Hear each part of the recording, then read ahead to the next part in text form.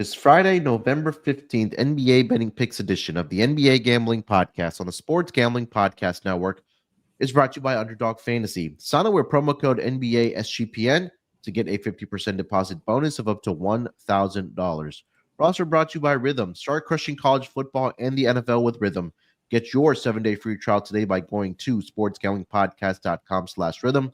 That's sportsgamblingpodcast.com/RITHMM.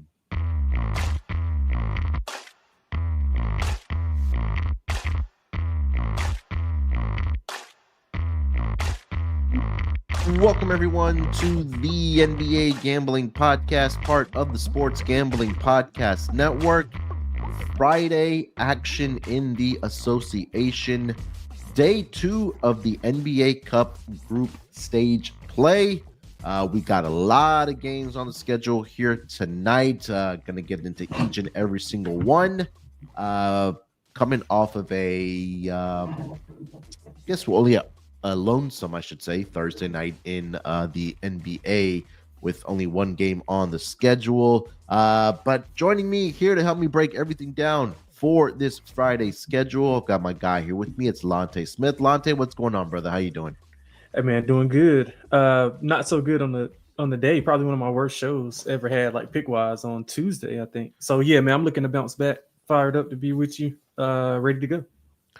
Yeah, man, we only had one game last night. It was a pretty good one between the Mavericks and the Jazz. Last minute victory for game-winning basket by John Collins at the end there to get the Jazz the victory. And did hit my lock last night. I gave out at least Klay Thompson over 3.5 3-pointers made. I did see that he had 4, I think midway through that third quarter there. So nice to get one on the board here on Thursday.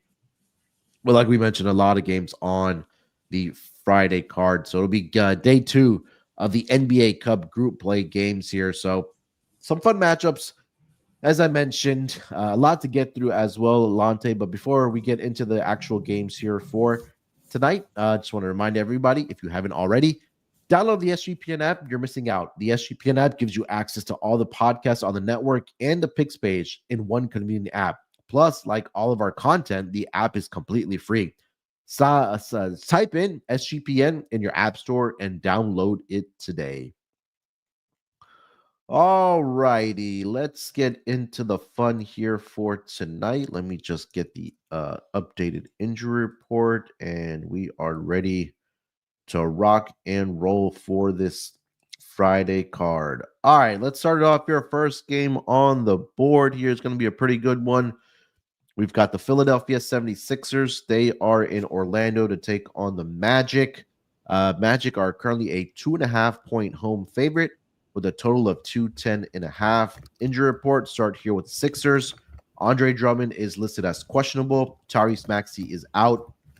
Both Paul George and Joel Embiid will play in this game. For the Orlando Magic, the usual guys are out: Paulo Banchero and Wendell Carter Jr.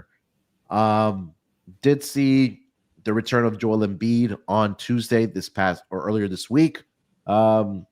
Expected to go as we would expect a guy coming back from an injury / making a season debut, just trying to get his legs back under him. But now they travel to Orlando, who's been one of the better, if not the best, home court ATS team since last season here, Lonte. What are your thoughts on Sixers and Magic? Yeah, actually, Orlando's unbeaten at home this year, if I'm not mistaken. I'm not sure if they're perfect ATS, but they have won every game straight up at home. Interesting dynamic here with Paul George and Embiid being back on the road. I think it's a good spot for Philly. Orlando's on a 4-game winning streak. They dropped 5 games prior, so they've been playing a little bit better than I would expect without Paolo. I just think that some of the quality of competition maybe just wasn't as good. They did have to come back in and get the Pacers. That was one of the bits that I had. So in all 4 of their wins, though, Orlando's held their opponents to 94 points or fewer. So it'd be interesting to see how they defend Philly here. Franz is averaging about 28 during the win streak. Philadelphia, I mean, it's kind of hard to read into their metrics, being that they haven't had their full like cluster of guys and probably won't have their full, allotment of players until maybe like around Thanksgiving-ish, I would say, maybe even after that. Yeah. So it's hard to read into their metrics, but one thing that they don't do well is they don't defend the three, which is probably negated because Orlando doesn't shoot the three. Philly's 28th in 3-point percentage allowed, but it's a bit negated unless Orlando kind of gets super hot from three. I don't see a pathway to them there, so they could be able to pack the paint, kind of make a wall for Franz and force those guys to shoot. I'm expecting a big game from Paul George. He got 29 and 10, or 28 and 10. I'm sorry, in his first game with Embiid. Like you said with Embiid, he struggled 13 points in 26 minutes. But he should have some success here with the lack of bigs. I mean, they're going to Gogo Batazi and also a little bit of playing a little bit of Mo Wagner as well. I think Embiid should have enough win to kind of get back on track here. We see a regular Embiid game. The Magic are allowing the third most rebounds to small forwards. And their center depth, I just don't think is good enough to defend Embiid. So I think Embiid has a big night. I think Paul George has a big night. I'm going to go with Philadelphia here. Yeah, the concern that I have for the Magic is that lack of depth at the center position to defend Embiid. But I feel like I'm still going to back the Magic here in this spot. I need to see it from the Sixers before I can get behind them. Like I mentioned, going back to last season, the Magic 38 and 11 straight up at home, 35 and 14 against the spread, 71.4%. And this season, like you mentioned, they're undefeated at home. They're 5-1 ATS as well. This number opened up -1 last night, bounced around. Now it's up to -2 now in favor of the Magic. So I think it's a little telling that the market is coming in on the Magic here a little bit. And I just feel like that the first couple games that the Orlando Magic play without Paolo Banchero, they're kind of figuring out their rotations and seeing where guys fit and things like that, because obviously that's a big loss for a team like the Magic, your best player. So I think they found their ways here. I think they're a very gritty bunch, especially at home this season. They are the best defensive rated team. So I think the defense definitely does turn up, and the under has been a very profitable angle as well. Going back to last season for the Orlando Magic home games, 31-17-1 ATS. Sorry, to the under. That's close to 65% just this season alone. On that under spot, it is, let's see here, 4-2 towards the under. So I like the Magic side here. I bet it last night -1. Looks like I'm on the right side of CLV, but we know how that typically goes with CLVs. But yeah, give me the Magic here. I'm going to take them on the spread here, even at -2.5. I think they could get this victory by 3 points at least against the Sixers. Let's move it along here. Lonte, the next game on the schedule, go over to the Miami Heat. They are in Indiana to take on the Pacers. Pacers currently a 5-point favorite in this game with a total of 228. Looking at the injury report for both of these teams, to start here with the Miami Heat, they will be without Jimmy Butler, Josh Christopher, and that is pretty much it. Guys that are available to play for the Heat that are on the injury report: Tyler Hero, Haywood Highsmith, and Nikola Jovic. For the Indiana Pacers, players that are out: Isaiah Jackson, Andrew Nimhard, Aaron Nesmith, and James Wiseman, of course. 5 is the number right now here in favor of the Pacers here. Lonte, what are you thinking about this game between Heat and Pacers? Yeah, I struggle with this game. I don't have enough faith in Miami. Although Miami has covered, I think they're 4-2 ATS on the road. And so they're playing better on the road, but just banged up without Jimmy. Kind of those guys aren't stepping up as to the level that we thought. I mean, we got Spo pulling a Chris Webber in Detroit. How ironic is that? But yeah, I think the number is spot on. If I had to play anything, I would probably go with Indiana. I think it's maybe a good spot for them. They've been playing well, and Halliburton hasn't been like the typical Halliburton that we're seeing. I don't know if he's like still banged up or he's kind of getting over that extended, the extended basketball that he didn't play, but he was there for Team USA. So I'm not sure if that's the reason why he's getting off to a slow start. But I mean, Miami is allowing, the 7th most assists to point guard. So if you want to look at that, Miami's also allowing a lot of rebounds to the center position. So maybe some Miles Turner stuff as well. I'll be looking to attack this more from like player perspective versus like a side. But if I had to play anything, I would just play Indiana at home. with the crowd behind them. We know how well they performed in these cup games last year, getting all the way to the championship. Mathurin has been excellent, averaging about 20 points per game. Hero's averaging about 25, so that should be a good matchup here. Miami's lost 4 or 5. Just hard to trust Miami. I mean, they at first they were a little bit enticing to me, but as I kind of dove in, going to be a game I'll just look to play some player props. But if put a gun in my head, I'll probably take Indiana. Yeah, I'm on the Pacers side here. Got this at 4, so like it at 5. I think this could be at least a 3-possession victory here for the Pacers. They are coming off a loss to the Orlando Magic, the team that we just talked about.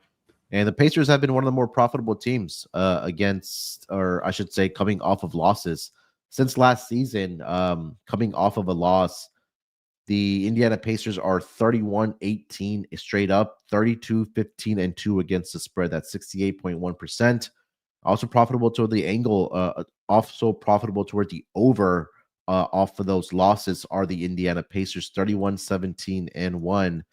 And in that same scenario, if they are playing at home in those spots, 16-7 straight up, 17-5-1 ATS at 77.3% on the spread there, coming off a loss playing at home. And you mentioned, right, the play-in turn, or sorry, not the play-in tournament, the NBA Cup here.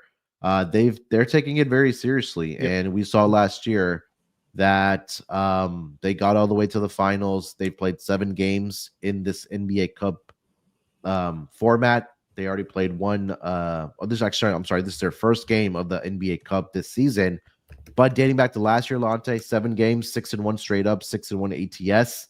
And if they were playing those games at home in those NBA Cup, very small sample, 3-0 straight up, 3-0 ATS. So I also watched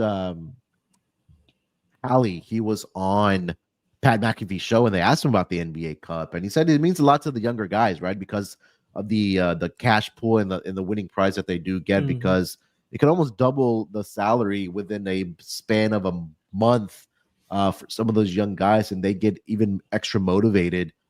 Do those younger guys that come in and play for this NBA Cup, and Hallie also said that it means a lot to the veterans as well in so many words that they it brings a team together, especially when they play at home, and the crowd gets behind them and things like that as well. So definitely. I'm not sure if the Cup games really matter to the Heat as much as it does to the Pacers, but regardless if this was just a regular season game, the Pacers off of that loss angle, I think it's a very, very profitable angle. So I'll take the Pacers here, laying the points here. I think they get it done here on Friday night on their home floor. You got anything else for this game? Anything on the total? No. Yeah, I would probably go over if you. I think it's correlated. If you like Indiana, you like over. If you like Miami, you like under. I don't think Miami has the bodies to kind of keep up pace wise. Although, Indiana is down like 2 of their rotational guys, but we talked about this in the preseason. They got so much depth at their they probably got the best 1 through 15 in the NBA. I guess you could kind of say OKC, but there's really no drop off. I mean, we saw Carlisle play 11 players in big playoff spots. So I'm pretty sure they're comfortable with this, and they're going to be playing their pace regardless. So I can kind of see some points here for Indiana. It's just struggle with Miami. I don't know how they score outside of Hero and Rozier, especially at the guard position. All right, let's get over to the next game on the schedule. We'll go over to the Detroit Pistons. They are in Toronto to take on the Raptors. Pistons currently laying 2 points in this game on the road with a total of 224.5. Injury report. Let's see here. Tim Hardaway Jr. is doubtful. He has that head injury. Jaden Ivey, just saw a note that he did participate in shoot around today, so it seems like his questionable tag may be upgraded, but again, definitely keep an eye out for him. Stuart Thompson continues to work his way back to the NBA court. He's still out, but he is returning to competition, and he's in that conditioning part. For the Toronto Raptors, guys that are officially out here, the usual suspects: Emmanuel Quickley, Kelly Olynyk, Bruce Brown, and Scotty Barnes.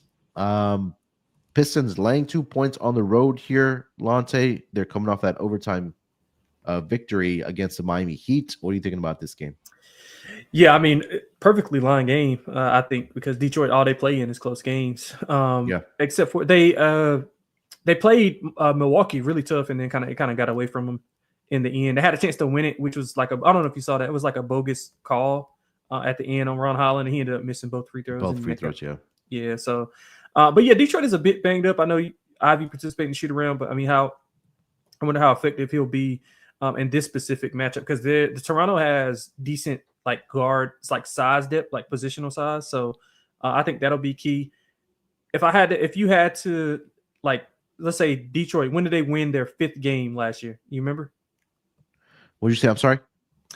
So Detroit's already got 5 wins. Do you know Yeah. when they won their 5th game last year? Oh, this was probably after the new year, if I had to make a guess. Yeah, January. Yeah. So they didn't win their 5th game until January, and they've already got five wins right now, which just shows some of the success that JB's had there. I think I was reading through some stuff that the guys were saying. They bought in, they believe in one another, they believe in the game plan. So those are all like bet on quotes for me. But I think Toronto might be in a better spot here. The last time these teams did play, ironically, Detroit won 2 of 3 last year. So they didn't have success against a lot of teams, but they did have success against Toronto. But I think here with the guard play that's been going on, RJ's coming off one of his worst performances of the year.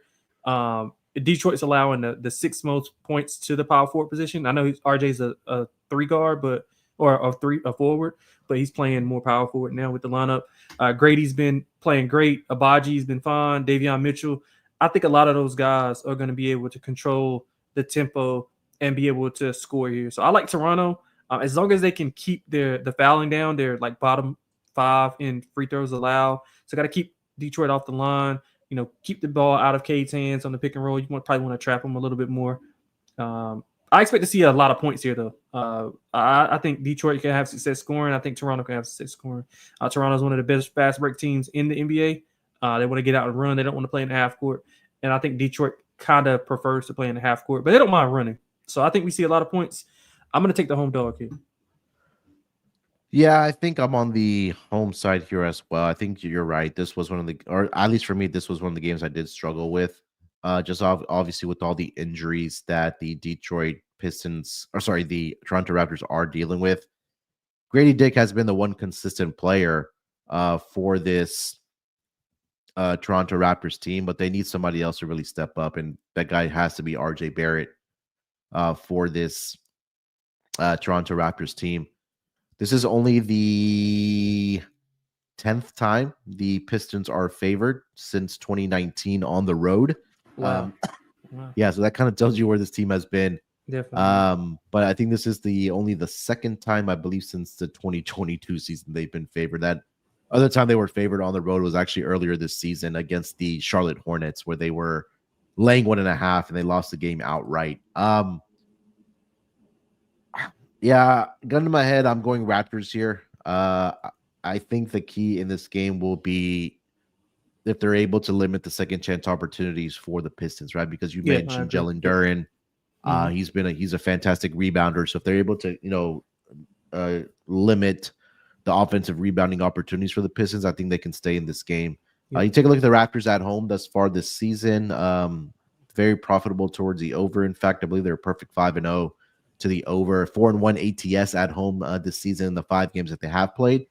So I'll take the home dog here with you with the Raptors plus the 2. I like the over, like you mentioned, in this game here as well. I feel like this is a little bit low. Could see some pace in this game here as well. But I do like the over 224.5. You said you like the over as well, right? Yeah, I do. I mean, Toronto's, like I said, they're leading the league in fast break points per game, so they want to run. I don't think they're equipped to play a half court game, which, I mean, if you like Detroit, I think you want to bet under because you think they, grind it out in the half court and play volleyball on the offensive glass. I mean, the last time these teams met, Duren had 24 points and 23 rebounds. So not much has changed for Toronto on the front line. Although Jakob Poeltl has been playing pretty well. He's been a double-double machine. But again, the athleticism of Duren and like his motor is extremely high. A lot of those Pistons guys have extremely high motors, which is why I think they bought in and why they're playing well. But yeah, I think over is the way. I think Toronto last in defensive efficiency, last in points per game allowed 122.7. So even if Detroit doesn't want to run, I think they can find themselves, kind of getting up and down, scoring with these if they really wanted to. So Just trying to see how the Pistons have done recently coming off of overtime games. They I played a think, couple already. yeah. Hasn't been too bad. Let me hold on. I'm sorry. Let me go back to the 20. Let's go 2018 season. Give us a good sample size here. So in that span, they are 9-16 straight up, coming off of an overtime game, 11, 12, and 2 ATS, 17, 7, and 1 to the under in those spots. So very profitable angle. They're playing those games on the road.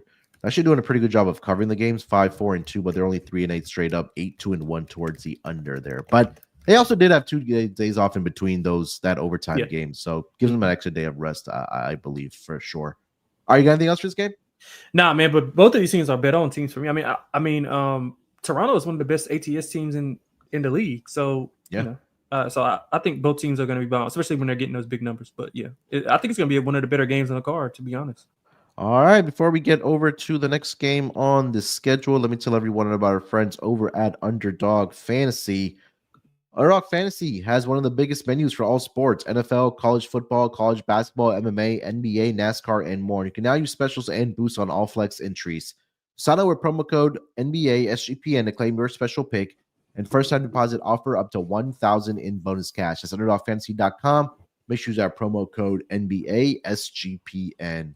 And the newest sponsor on the Sports Gambling Podcast Network, we're brought to you by MyBookie.ag. SGPN started out with MyBookie, and now we're back. Check out the new and improved website.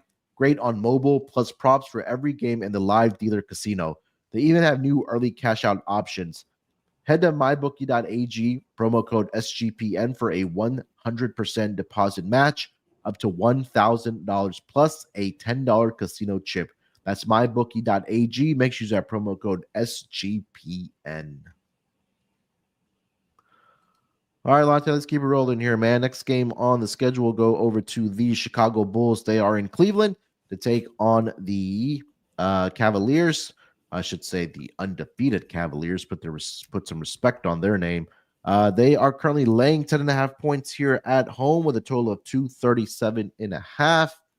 Looking at the injury report, start here with Chicago.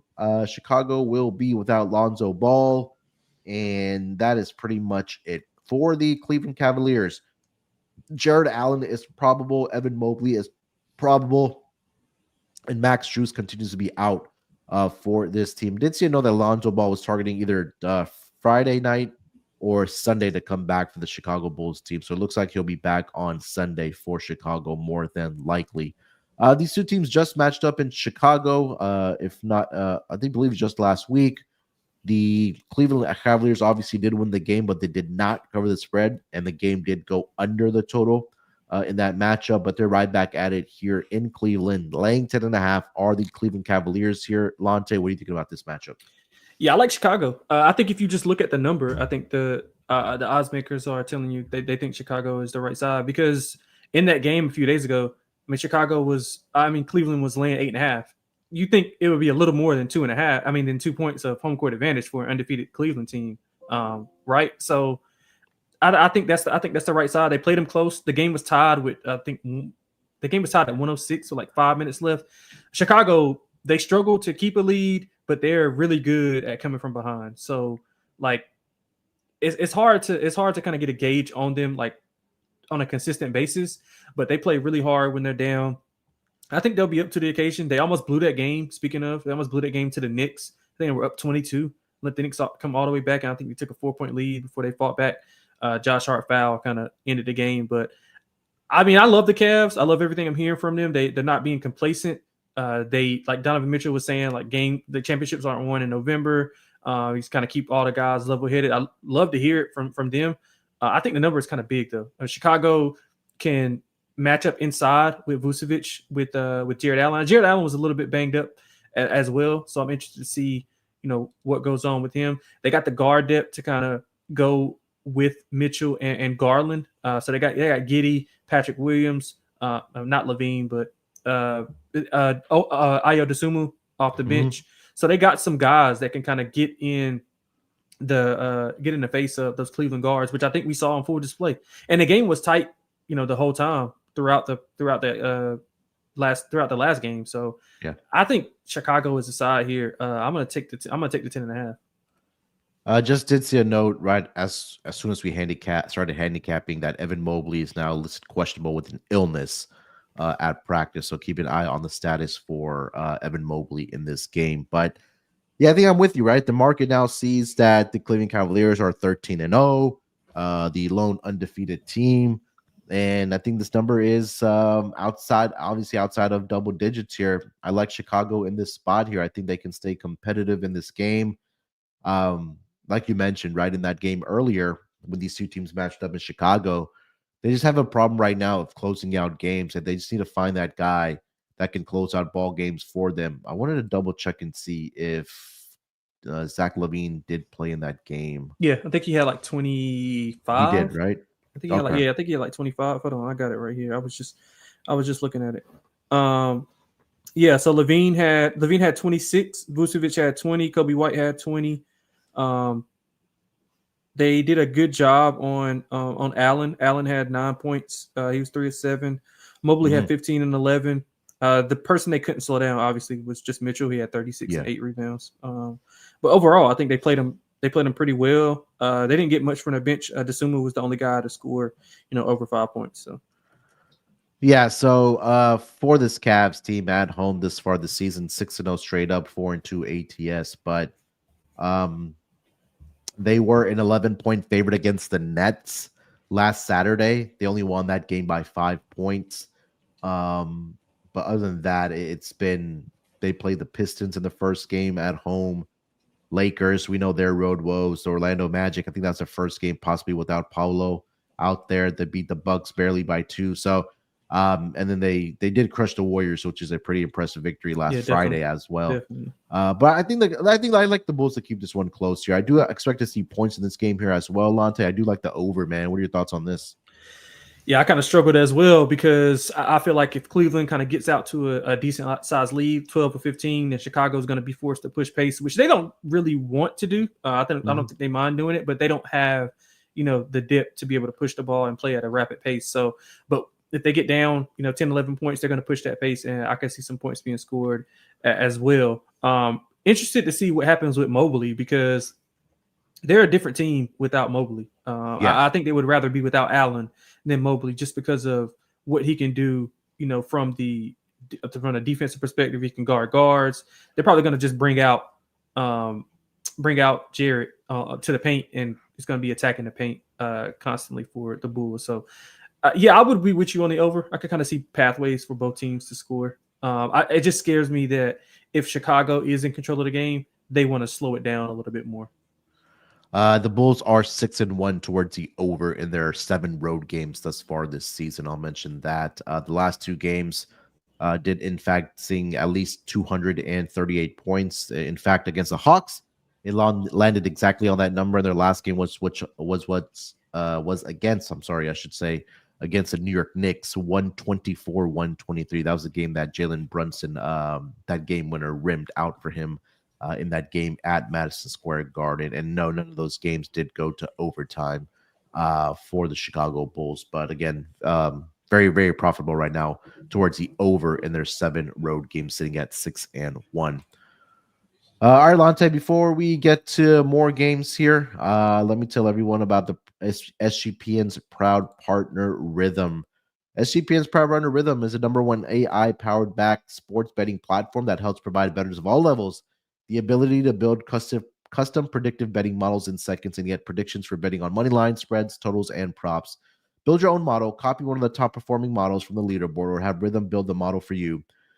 NFL picks, NFL props, college football, college basketball, and NBA. Rhythm has it all.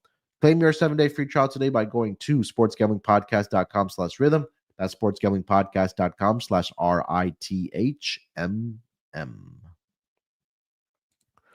All right, let's keep it rolling here. Next game on the schedule, we'll go over to the Brooklyn Nets. They're in Madison Square Garden to take on the New York Knicks. Knicks currently sitting as a 9.5-point favorite in this game with a total of 216. Looking at the injury report for both of these teams, start here with the Brooklyn Nets. They will be without Bojan Bogdanovic, Day'Ron Sharp, Trenton Watford. Nick Claxton is officially listed as questionable here tonight, and Dorian Finney-Smith is listed as probable. For the New York Knicks, Precious Achiuwa out. Mitchell Robinson is out. Questionable tags on Miles McBride and Karl Anthony Towns. Cam Payne and Jalen Brunson are both probable. So questionable tags on McBride and Cat. Probable tags on Brunson and Cam Payne. New York, I believe this is their first game since that loss to the Bulls, if I'm not mistaken. Yeah, they lost to the Bulls. Yep. They had a crazy comeback. Yep. Yeah. So they had a night off in between here, but again, keep an eye out for those questionable tags for McBride and Cat because Cat's been playing like an absolute monster. But little underachieving for the Knicks thus far, to say the least. They're their first 11 games here, Lonte. But what are you thinking about the Nets and the Knicks? Yeah, I like the Knicks here, but I would kind of want to wait to see if Towns gets ruled out because he did take a crazy like spiel at the I want to say it's like the mid fourth quarter, and I thought his knee was like I thought it was real bad, but he came back in and he played effectively. So I kind of want to wait to see if Cat, because I would rather play a double digits number. I think it's baked in that he's like more probable to play than not, so I don't think it climbs a lot higher. But if he is ruled out, I think it'll drop. So I'm going to wait a little closer to game time to play the Knicks. I think it's a bad matchup for the Nets. They don't have the size. Claxton being questionable. Mikal Bridges should be able to, I don't think it's a revenge game. He got traded, so it's not really a revenge game. But obviously he's going to want to play well. Knicks got that bad taste. They were getting like killed by the Bulls. They had no like fight at all in that game until like the end of the game. So I think the Knicks come out fired up. I really think that they blow Brooklyn away. They do a really good job of defending the guards. So I think Cam Thomas will struggle to score here with the length of Bridges and also OG. I think that Brooklyn is in for a rude awakening here. So let's go with the Knicks. We could just, for the show purposes, we'll just lay it out and a half. But I'll be playing them a little bit less if Cat is ruled out for sure. Yeah, I think the part of Cat being questionable, I want to see his status first, just because again he's been really really good for this New York Knicks team, and look, I feel like the Knicks are, again, when we see these teams that have like 2-3 new starters, it takes a little bit for them to kind of find that chemistry and to gel, and I think that's just what's kind of going on with the Knicks right now. And I think once they find their stride, this team is going to be okay. And let's not also forget they're missing, their big men inside, right? Cat's not that traditional big man that gives you that rim protection. He's more of a stretch guy that's going to knock down those 3-point shots for you. He can rebound the basketball. But once they do get Mitchell Robinson and or Precious Achiuwa back, hopefully sooner rather than later, that gives them some rim protection there as well. So Nets have been one of the more profitable teams in the first half. I'll tell you that much. So I think that if they're able to keep it close in the first half, maybe the Knicks pull away. In the second half. Now, these two teams do match up again on Sunday, right back in Madison Square Garden. So kind of that, those same opponent in consecutive baseball games. Series. Yeah, something like that. Yeah, a little bit shorter here, of course, for the NBA. So I would look at Nets in the first half just because, again, they come out, they play well in the first half. I know the Knicks, I think it was just a couple of seasons ago, were just an absolute wagon in the first half. But I would look at Nets in the first half, and then if it is a closer game, then I would come back on the Knicks in the second half, hoping that they make those adjustments there. But again, the thing I want to keep an eye on, like I mentioned, is the status of Cat in this game for the New York Knicks. You got anything for the total? I would go over. I think the Knicks can put up close to 120 here, 125-ish. I just think they'll have multiple pathways to scoring. Brunson has been. Brunson's been good. Like his numbers look good, but he just doesn't look as good as he did. I don't know if that's kind of getting adjusted to Cat. I think Cat's now their leading scorer. I think he had like 43 or something like that, like a 42 against the Bulls. Yeah, so I'm interested to see how Jalen performs going forward. Maybe he's just got to get. Everybody's got to get accustomed, like you said, to Cat being there.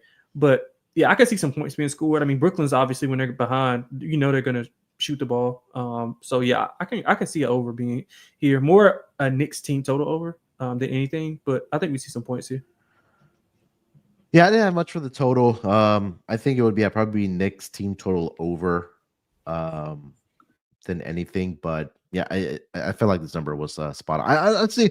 Like, I'm not sure what I'm going to get out of this Knicks team. Like, they could turn it into a shootout, or they could just buckle down defensively, because you kind of go through their final scores there. I mean, there's games where they've been 210 points, 214 points, but there's games like against the Bulls where there was 247 points, 223 with the Heat. I think their first game, obviously, that Celtics was an outlier because they were knocking down every 3-point shot. But it hasn't been any consistency from this Knicks team. That's what I'm kind of looking at before I can really back them in their games there. So yeah, I'll leave it at that. All right, next game on the board, we'll go over to the LA Lakers. They're in San Antonio to take on the Spurs. Lakers currently laying 3 points here in this game with a total of 227. Looking at the injury report, let's start here with the LA Lakers. Anthony Davis is listed as probable. Rui Hachimura is questionable. Jackson Hayes, Jalen Hood-Schifino, Jared Vanderbilt, and Christian Wood are all out. For the San Antonio Spurs, pretty clean injury report. The usual guys are out in Jeremy Sohan and Trey Jones. Lakers coming off of the victory against the Grizzlies and come from behind fashion. And the San Antonio Spurs coming off of a win against the Wizards and Victor Wembanyama's career 50-point night. But these two teams match up here in San Antonio. Do the Lakers road woes continue here, Lonte, or do you think they can go in there and take care of business? No, I think they can go in and take care of business. I like the way. I like the way they started versus Memphis. Did not like the way they finished. I think JJ is kind of still trying to get those lineups and matchups, pretty like down pat. He's kind of struggling with that as of right now. But I mean, the Spurs, they're like kind of up and down. I just don't trust them to be against LA is going to be physical. They're going to be a physical team. They're going to pound the ball inside to Anthony Davis. And if Wemby's guarding Anthony Davis, he gets in foul trouble. I mean, then what is your go-to? I mean, I know Devin Vassell has been good since returning, but don't really trust that core to kind of get things done. Now, the Lakers obviously have had road woes, but I think some of those games were maybe like injury related or schedule related. I think this is probably the big, I wouldn't say test because it's not like Spurs are, an elite team, but I think they're at a even pace now, like where they've had a day off. They're not playing back to back. They're going to get all their guys going. So I think we can see them kind of get right here. I expect a big game from AD. I think he had 21 last game, wasn't really effective. Jaren Jackson Jr. actually was giving it to him. He was going at him and he was having success. So I think after that 50-point game, Lakers going to want to come in, prove a point defensively. I think that's where it starts at. LeBron's been playing out of his mind as of late. I think 3 straight triple doubles. He's had 10 plus assists in like 4 of his last 5 games. I expect the Lakers to come in and have a big day, especially without Pop on the sideline. Yeah, I think for this Lakers team, their road woes could just continue here. And you mentioned the exact handicap in this game is what's going to make the difference. That if Wemby is in foul trouble, do you trust the depth of the Spurs, or I should say the other guys, to step up in those spots? And I'm not sure if they were going to be able to, right? Devin Vassell just recently returned for this Spurs team, trying to find his stride as well. But it's just, I don't know what it is with the Lakers on the road. Like, I mean, you take a look at the numbers, man. Even this season, they've played 5 road games, 1-4 straight up, 1-4 ATS. And if you want a bigger sample, all right, let's go back to last season. Look at those numbers as well. Lakers on the road, 21-28 straight up. That includes this season as well. 22-27 ATS. 29-20 towards the over. They're firing at 59% towards the over in their road games here. So this was at 3.5 last night in favor of the Lakers. I think there's some money coming in on the San Antonio Spurs here. But I do think that the defensive focus for the Lakers obviously will be on slowing down Wemby. And I think this might be a game where we see a regression, obviously, from Wemby coming off that 50-point game against the Wizards. Yes, it was a 50-point game. Yes, let's pump the brakes maybe a little bit. Give them credit, but it was against the Wizards. We know they're one of the worst defensive teams in the league for sure. But now you have to go up against Anthony Davis, and I think that Anthony Davis has made it a point to add winning defensive player of the year on his resume. We saw that out of the jump from Anthony Davis against the Minnesota Timberwolves there. So I say all that. I would look at the Spurs side here, but my more favorite play here, Lonte, is going to be on the over 227. I think the Lakers offense continues to find success, but I do think the Spurs being at home on Friday night behind this crowd in a cup game, I think that the role players and these other guys like the Devin Vassell's, the Keldon Johnsons of the world, they can step up in the spot. So I do like the over. Yeah. Yeah, I'm with you there. The reason I like the Lakers in the spot, the Lakers generally, like, just historically, they struggle against more athletic teams and deeper teams. The Spurs are definitely not that. I mean, they got a 40-year-old point guard. And I mean, Wemby is pretty much everything on that team. He makes it go. Without Sohan, they don't have a real kind of do-it-all, toolsy defender. So LeBron should have his way. But I think the physicality that the Lakers are going to bring will put them on track here. So that's the reason why I would say I like the Lakers because of that physicality and their ability to. I mean, the Spurs don't have any crazy athletic guards or forwards. I mean, I know Castle is pretty athletic, but outside of that, the things that the Lakers struggle with, the Spurs just don't have. That's why I like the Lakers. But I would agree with you with the points. I think the Lakers find success. I think the Spurs maybe can find a little bit of success. So maybe a Lakers team total over. Maybe I like that more. All right. Next game on the board here, we'll go to the toilet bowl game of the night. We've got the Washington Wizards. They are in Atlanta to take on the Hawks. Hawks currently a 9.5-point home favorite with a total of 241.5. Injury report. Let's start here with the Wizards. Sadiq Bey, of course, out, and Malcolm Brogdon are the only two names. Atlanta Hawks, they are going to be without Bogdan Bogdanovic. He's been out dealing with a hamstring injury, and that is the only significant name. I know the Atlanta Hawks were dealing with a lot of injuries, but it seems like those guys are back, except for Bogdanovic, of course. But Hawks laying 9.5 here, Lonte, against the Wizards. What are you thinking? Man, you said toilet bowl. I think we're gonna see like probably 270 points, something like that. Like I think it's gonna be a up and down type game. Quality. Yeah. Now it's not gonna be aesthetically pleasing. I will say that, but it will be a up and down type game. I mean, the Wizards haven't done a lot of things well, but one thing that they have done well is beat the Hawks. They have won both meetings this year. This will be the third meeting of the year already. But again, I mean, I just think that the matchup wise, it'll be an up and down game. I think that's more susceptible to what Atlanta's doing if they're fully healthy. They're not going to be able to stop anybody. They're allowing like close to 121 points per game. That's like 25th in the NBA. They're 30th in 3% allowed. But Washington doesn't have crazy three-point shooters on the team. So I don't know if that's kind of negated or not. And on the opposite side, I mean, I think they'll be able to struggle with Jalen Johnson and Capella. They struggle against power forwards. They allow the most rebounds to that position. They also struggle with opposing centers, allowing the most points to that position. And Capella's been balling lately, 18 plus in 3 of his last 4. And I don't think we see any shortage of stops here. I love the over. Probably one of my favorite spots on the card. If I had to play anything, I think Atlanta they get some revenge from those earlier 2 losses. So give me Atlanta in the over.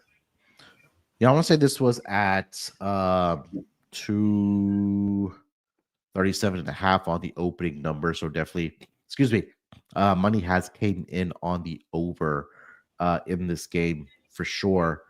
I chuckled a little bit because you mentioned that they're giving up 123.4 points per game over the last or on the course of the season. Atlanta's right there as well defensively.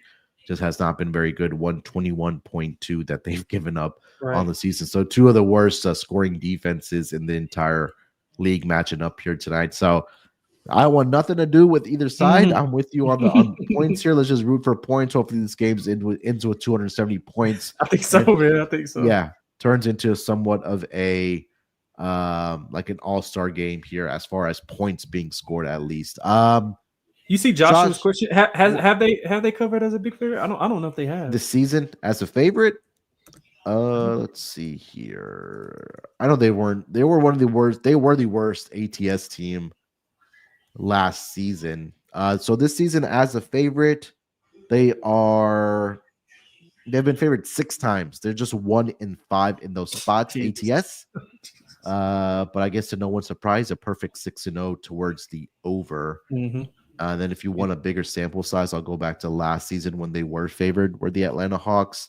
27-21 straight up. So they did find ways to win games, but 16-32 ATS wise.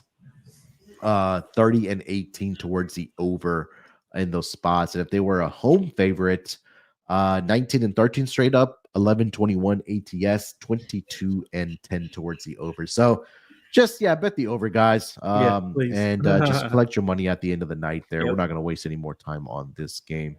Let's get over to the Denver Nuggets. They are in New Orleans to take on the Pelicans. Denver currently laying 4.5 points here on the road with a total of 219.5.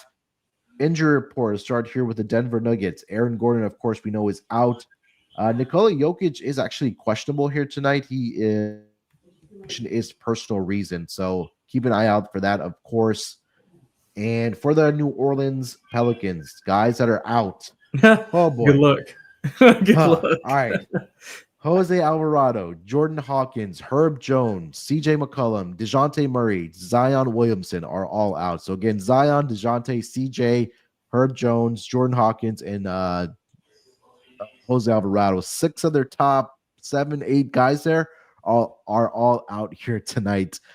Obviously, let me see if I can find some more information about Nikola Jokic here, if the Joker is going to be able to play tonight or not here, Lonte. But obviously, that's going to be the big question in this game, if he's able to go or not. But what are your thoughts on the game in general? Yeah, huge stay away from me. I saw that Joker news pop up. Even with the Joker, I honestly, I know New Orleans has been bad. They've lost 6 straight and 9 of the last 10. But I can't lay it with Denver, even with Joker. I know they were on a 5-game winning streak, but a lot of that had to do with them being at home. A lot of close wins in there as well. They're coming off 4 days of rest, so those guys should be, more equipped, more practice time to kind of get things acclimated with Aaron Gordon being out of the lineup. Better time for Jamal Murray to kind of heal up. But if Joker is playing, I would just be all over his props. He's got 4 straight triple doubles. I would expect a huge game from him if he plays. New Orleans is limited, obviously, with their depth. They don't have a lot of size, even with their depth, so they're relying on Misi, the rookie from Baylor, to kind of be their force inside. They're allowing the 6th most points to centers. I mean, I think Joker's probably, if he plays, he should probably have like a 35-point triple double here. But on the other side, Misi, he can control the glass as well, because we know Joker is not as athletic. I think he struggles with a little bit of athleticism. And Misi isn't athletic. He's got a high motor. Denver's allowing the 7th most rebounds to opposing centers, so that's something to watch out for. But as far as the game in totality, complete pass. Just would look at some Joker props if he plays. Just got to get more information on Joker, because obviously he is the reason why they're favorite here. Probably would go to what pick you think if he's out? So this was 6.5 yesterday. So it's dropped down to 4.5. I think it'll drop down a little bit more. I still think that the Nuggets would be favored by maybe 1.5 or 2 points, just because of all the injuries for the Pelicans. I don't see exactly why. Nick said one of his horses is expecting his first child. What happened? Nick said one of his horses is expecting his first child. Yeah, it's definitely a possibility there, but I don't see a reason why what it says. So again, definitely wait and see the status of Joker, if he does end up playing in this game or not. But I'm with Lonte. It would be Joker props every single way: rebounds, assists, triple double, PRA over, whatever the case might be. Got anything else for this game? No, I don't. Yeah, just this. I thought when you said toilet bowl, I thought you were talking about this. But yeah, once I feel like people don't pop up on the injury report for personal reasons if they're not going to miss the game, and him to just pop up randomly like this, I don't think he's going to play. Yeah.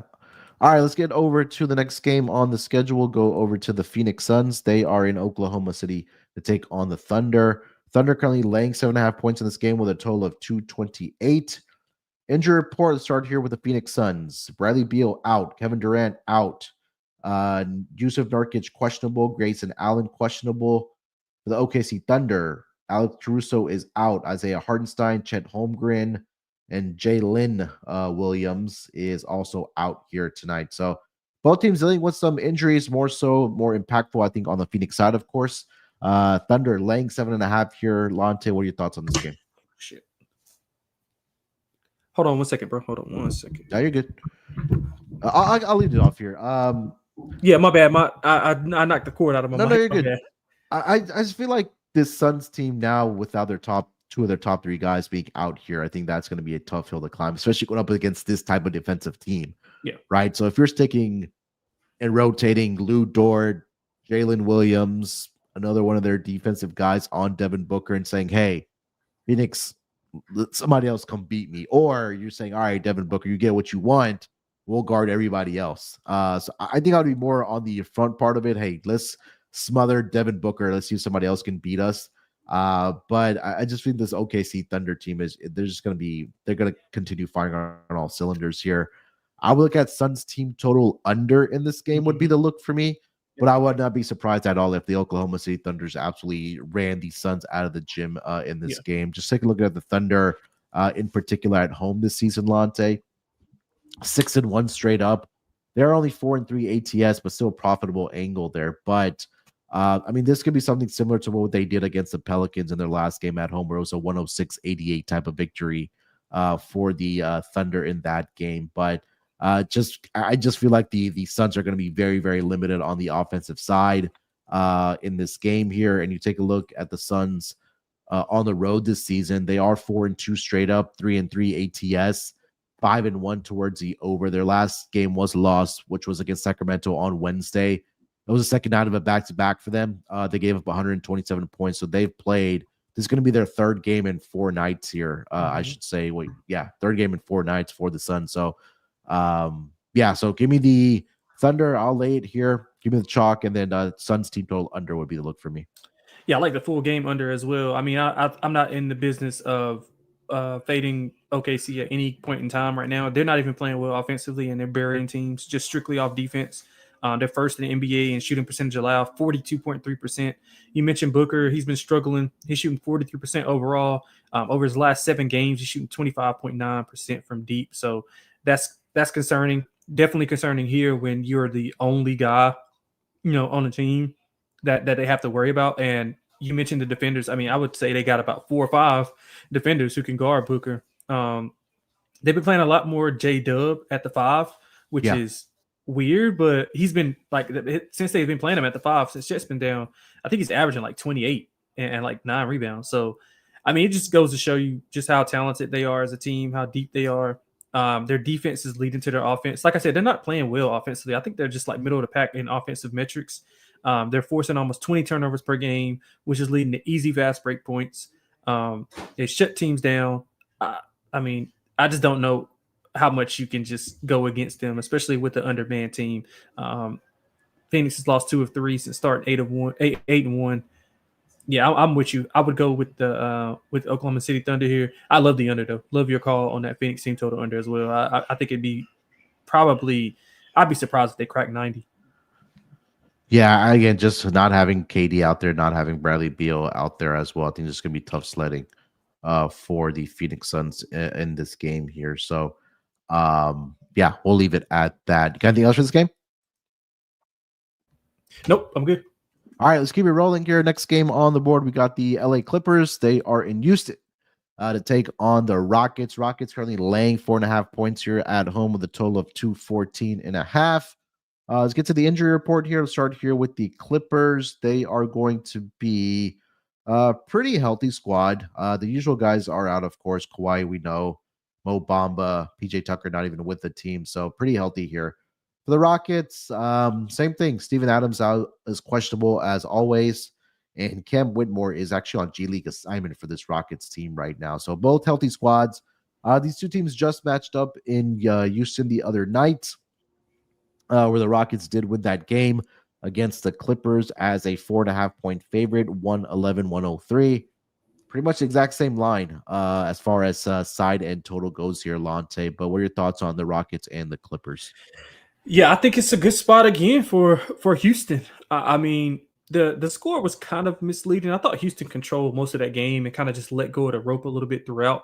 I don't know if you watched any of it, but I think the starters were pretty good, and then he kind of went to the bench. And Eason and Amin were really, really good. I mean, they had 18 points each. They won and covered, but I thought they could have easily won by double digits.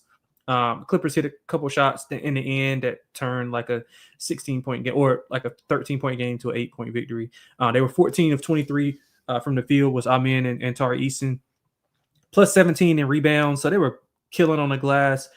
I think Houston is just inferior right now in this specific matchup. I think they match up well. It's just certain teams that no matter how good they're playing or how good they were playing, they just match up really good with other teams. I think that's the case here. I think Houston just matches up extremely well with the Clippers. So I like Houston here, short number. I end up laying it. I would go under as well. I think Houston will play a little bit better defensively. Ime and Tyronn Lue was both talking about the defensive adjustments that they had to make. And I think they'll come out and maybe see a slow starting game at first, and then the offense will catch up. So I like Houston to come. Well, not come in. I like Houston to kind of spoil another homecoming for James Harden as they did a few nights ago. Yeah, if Harden stayed in town, he was making his rounds. Oh man, he was clubs here in Houston as he was when he was with the Rockets. I know he has some businesses down here in restaurant as well. So I don't say distraction there, but I want to say he didn't play the entirety of the fourth quarter in the last game, if I'm not mistaken. Something else I have to go back and look up, but I think I saw a note about that for James Harden. But yeah, I like the Rockets in this spot, man. They've been really good at home. We talked about the Orlando Magic as one of the profitable teams at home since last season. Rockets fall into that category there as well. This season alone, they played in 6 games at home as a favorite, 4-2 straight up, 4-2 in those 4-2 ATS in those spots. The 2 losses did come against the Warriors, which I can't believe they were actually favored. I think that was because they were without Steph Curry. And then the first game of the season where they were 8.5-point favorite against the Hornets and lost that game outright. But Lonte, since last season as a home favorite, the Rockets 20-6 straight up, 18-7 and 1 ATS at 72% on the spread there. So if you think they're going to win the game, they're more than likely going to cover the spread here as well. And to the point of James Harden, the Rockets have a lot of different guys that they can throw at him defensively, right? Yep. Dillon Brooks, Amen Thompson, Tari Eason. Yeah. So they have different, they have guys coming off the bench. They have guys in that starting lineup that they can throw at him and kind of disrupt his rhythm there. So I think that other guys are going to step up for the Clippers in this spot if they want to win this game, but I just don't think that'll transpire here tonight against the Rockets. So I expect the Rockets to continue their home dominance here in the second game against the Clippers in as many nights. Next game on the schedule, I think we've got 2 games left here, if I'm not mistaken. We'll go over to the Memphis Grizzlies. They are in the Bay Area to take on the Warriors. Warriors currently laying 7.5 points in this game with a total of 236.5. Injury report, let's start here with the Memphis Grizzlies. They will be without Ja Morant and Gigi Jackson. Questionable tags on Desmond Bane, Brandon Clark, and Vince Williams Jr. So keep an eye if those guys are going to play here tonight or not against the Warriors. The Warriors guys that are going to be out is the news of DeAnthony Milton, who is going to be out for some time with the left ACL sprain. Other than that, this team is fully healthy, are the Golden State Warriors. Warriors, I think, at least for me, have been one of the more surprising teams. I didn't expect them to be this dominant this early in the season here, but they are laying 7.5 here against the Grizzlies here. Lonte, what are your thoughts on the side? Yeah, man, it's a great matchup. I think one of the better matchups of the night. I would have loved for it, Ja and I think Bane's going to try to give it a go. If I had to guess, I think he would give it a go here. So I'm going to attack it from 2 ways. Memphis has been really good offensively. I think they've been playing really well offensively, averaging 129 points per game in the last 4. They're 3-1 in that span as well. They got a lot of depth, which I think Golden State has a decent amount of depth. So I think they can match what Golden State does well. And their positional size, Memphis's positional size, should be able to have success here against Golden State, who is they got decent size, but again, they want to play a little bit smaller with Draymond kind of at the 5. So I think that could be to Memphis's advantage, especially if Bane plays. He can knock down shots from the outside. But Golden State, like you mentioned, has been really surprising for me as well. I mean, Steph looks like he's back in his, MVP type years. He's playing really, really well. I think Kerr's doing a good job with those lineups, kind of tweaking certain things and playing certain guys with other guys. Buddy Hield's been pretty good. But the thing is, Memphis struggles defending the 3, and they struggle defending guards, which is, you don't want to do that against one of the better guards of all time. And then a team like Golden State, who's, elite at shooting threes. But I do think after that emotional win with over Dallas, I think they come back down a little bit. This is Memphis's first cup game. I think they'll be fired up to go in there. They got, they had a little bit of a rivalry going on back in, what was it, 2022, I think, when they played in the playoffs. Yeah. I think it's a good spot for Edie, who should kill on the glass. Golden State's allowing the second most rebounds to opposing centers. I like Memphis's depth. I love them if Bane is playing. Like them even if he's not. So give me Memphis. I like the over as well. I know we'll get into that in a little bit though. Yeah. So Grizzlies on the season thus far, 7-5 straight up, 7-5 ATS, 8-4 towards the over. So one of the more profitable teams overall towards the over. Split on the road thus far this season, 4-2 towards the over though. In those games, they've kind of been alternating between win-loss on the road thus far this season. And again, if another game to keep an eye on if Desmond Bane does in fact play in this game or not. You mentioned the little rivalry that's built up between these two teams from a couple playoffs ago. So I think that that this might be a high level, high intensity game here tonight between these two teams. Every time I bet against the Warriors, it doesn't go well for me.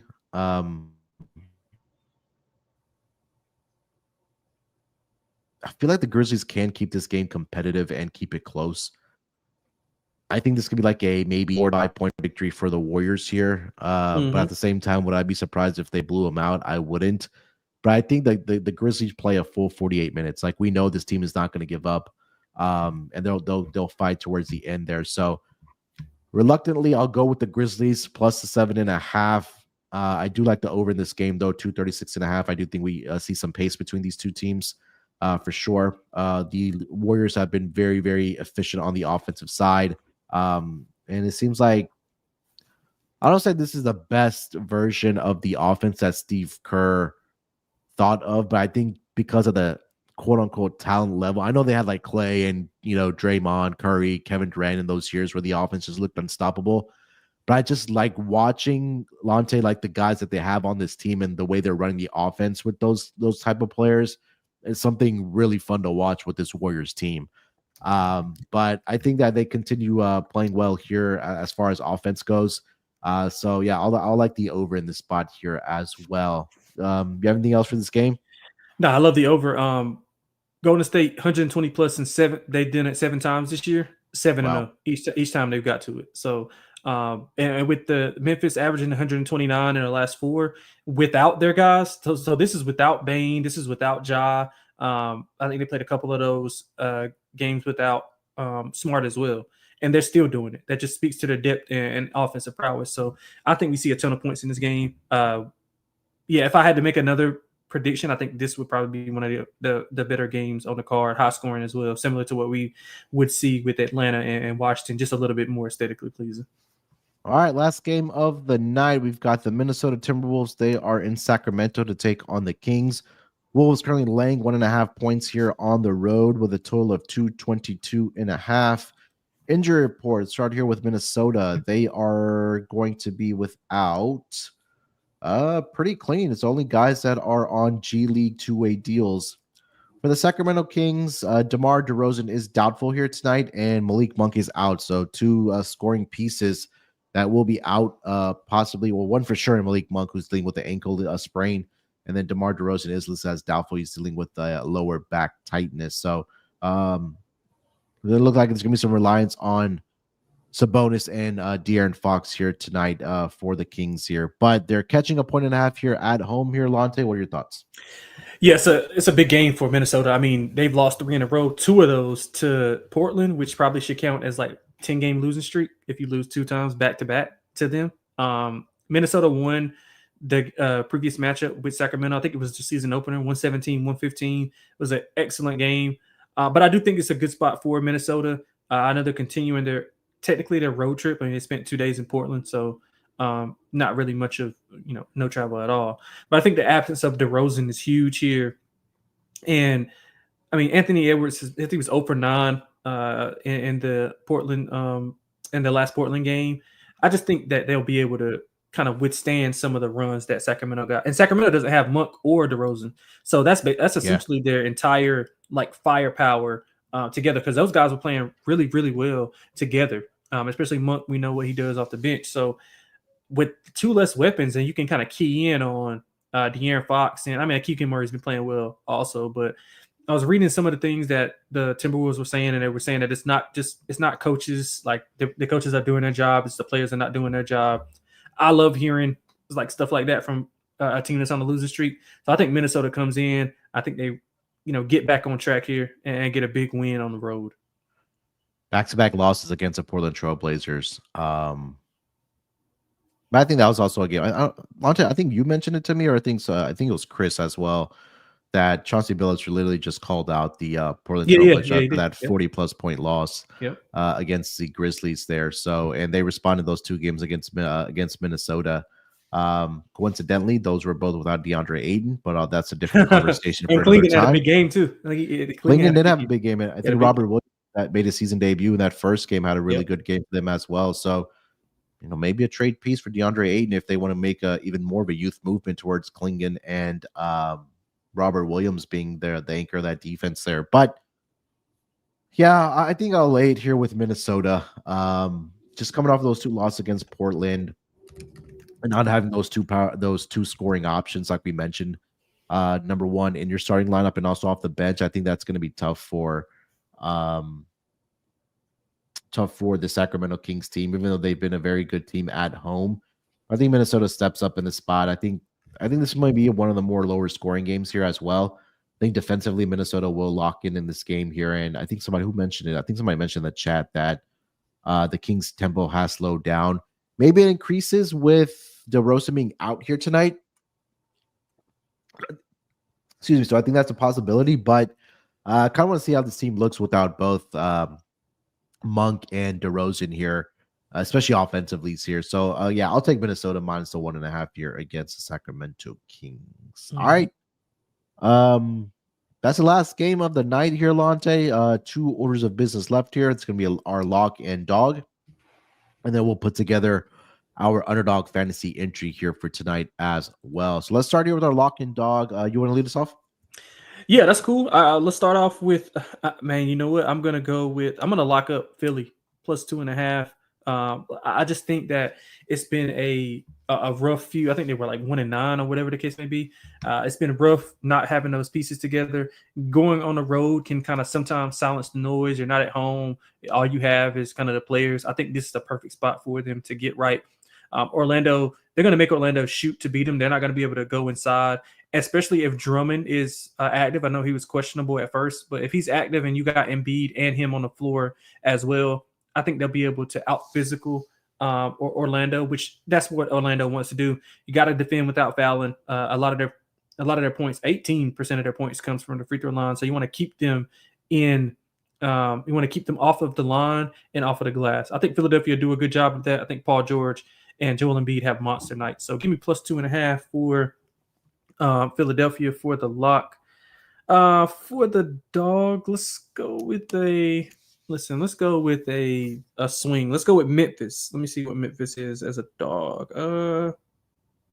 What are they? They are plus 250. Let's go with Memphis plus 250. I think it's a high volatile game. I'm banking on Bane playing and being a little bit effective, but if he doesn't, it's still fine. I think they covered a number anyway. I just think Memphis's depth and their ability to have size on the interior will negate some of the things that the Warriors want to do as far as getting to the paint. And obviously, the Memphis has to be better with defending, the movement of certain teams. And we know Golden State is one of the better, higher movement teams in the NBA. So if they can limit that, kind of keep Steph to 25-ish, 26-ish, I think they'll be fine. Just can't let him go for 40. All right, yeah. Look, I think it's a good spot. I think for the Grizzlies side here as well. I think that they can. They're a competitive bunch. They're gritty, so I could really I could see this being either one of two ways. It's either a Warriors blowout, or I think that the Grizzlies can win this game outright. All right, for my lock, I'm gonna go back to one of the earlier games we talked about. I like the Pacers, man, -5 against the Miami Heat. Mentioned it again. All these are cup games here tonight, so keep that in mind. But I feel like it just means more to this Pacers team, going out there and trying to win the cup again, or at least getting back to the cup finals. Mention the numbers of them coming off of a loss. They've been very, very good ATS wise, especially being at home. They've been very good in cup games as well. 6-1 straight up, 6-1 ATS. So I think being at home on Friday night behind that crowd against a Miami Heat team that is going to be without Jimmy Butler, I think this is a spot here for the Indiana Pacers. They come out and play very well and cover this number of 5 against the Miami Heat. So I'll take the Heat. Sorry, I'll take the Pacers as my lock, -5 ATS. For my dog, this is one where I did struggle with. Yeah, I was gonna go with Toronto. I was gonna go with Memphis. I was gonna go. Yeah, I had a bunch of them. Toronto, it's too much of a baby dog, but I was gonna go with Chicago. Really, I really that's what I really wanted to do. Chicago. I think Chicago will pull out the upset here tonight as well. So I'm gonna do this. I'm gonna go Toronto on the money line, and then we'll go Grady Dick to score 18 plus. That'll definitely get you plus money there. So let me just put that together here real quick. As far as so Toronto money line and Grady Dick to score 18 plus gets you to plus 182 for my dog there. So we'll go with that. All right. For our Underdog Fantasy entry here, let's shift our focus there. Lonte. Again, underdogfantasy.com. Make sure you guys use our promo code NBA SGPN. Come join the fun with us. We've been doing really well actually with our Underdog Fantasy entries. I think the guys hit the entry on Wednesday night, if I'm not mistaken. So hopefully we can continue that here on the Friday night card. All right, Lonte, what do you like, man? I like Jalen Johnson, points, rebounds. I like that as well. Let's see. Let me get over to the Underdog. I mean, if you want to throw a PRA in, that's fine. I'm fine with that. But I like it. I think he dominates the glass tonight. He should have like 13, 14 rebounds. Jalen Johnson. All right, so we'll go points and rebounds higher. It's at 30.5. That's fine. Yep. We'll go with that. Let me get to the NBA side of things. All right. What else do we like here tonight? I wish we knew if Joker was playing or not. Right, because that would be one of my favorite ones as well. You want to do Duren rebounds? Yes, I do. Yep.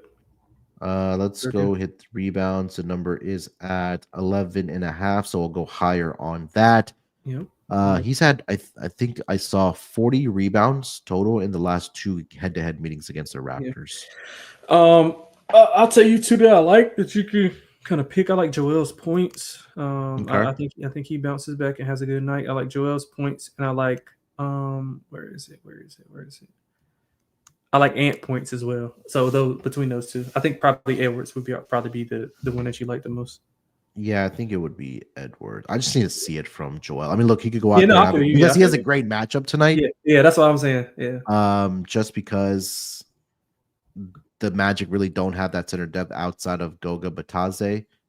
But I think Ant bounces back here tonight. I think that he'll be a tough matchup for this. Yeah. So his number's at 26.5. We'll go with that. All right. Yeah. Perfect. So we'll go with Jalen Johnson, higher 30.5 points and rebounds. Jalen Duren, higher 11.5 rebounds. And then Ant, higher 26.5 points. That $10 entry will get you a return of $60 if the entry does win here tonight. So again, underdogfantasy.com. Make sure you guys use our promo code NBA SGPN. and come join the fun with us on Underdog Fantasy. And that, my friends, is going to do it here for this edition of the NBA Gambling Podcast on the Sports Gambling Podcast Network. Lonte, anything else you want to mention, my man, before we get out of here? Nah, man, not much, man. I'm looking forward to the games. Hopefully I can bounce back from that bad shot. I owe Terrell a beat down on Tuesday whenever we capped the games. He got the best of me this past Tuesday. So yeah, man, I'm looking forward to the games. Hopefully we can get everybody on the right side and hit that underdog parlay. So yeah, man, I hope everybody enjoys the weekend. Yeah, 100%. Should be a lot of fun hoops on Friday and with these cup games. So definitely looking forward to it. Hopefully it is a profitable weekend for everyone as well. Make sure you guys follow Lonte over on Twitter at XXLonteXX. You can follow me there as well at SportsNerd824. More importantly, if you haven't already subscribed to the NBA Gambling Podcast YouTube channel, please go and do so. We're on the march for 5,000 subs before the season is over. That's the challenge that we've gone from the bosses, and we can't get there without the help and support of you guys. So again, make sure you guys do that. Subscribe to the NBA Gambling Podcast YouTube channel. And if you already left us, or if you haven't already left us a rating and review, whether it's on Spotify, whether it is on Apple Podcasts, please go ahead and do so. So definitely would appreciate it. Shout out to our guy Frederick. Yeah, man, leaving us a little tip there. So definitely appreciate that. That'll go into the pot, of course. So thank you so much for that, man. Appreciate you guys as well. All right, we'll be back next week on Monday to start the new week of betting. Enjoy the games this weekend, guys, and always remember to let it ride. Basketball, gimme, gimme.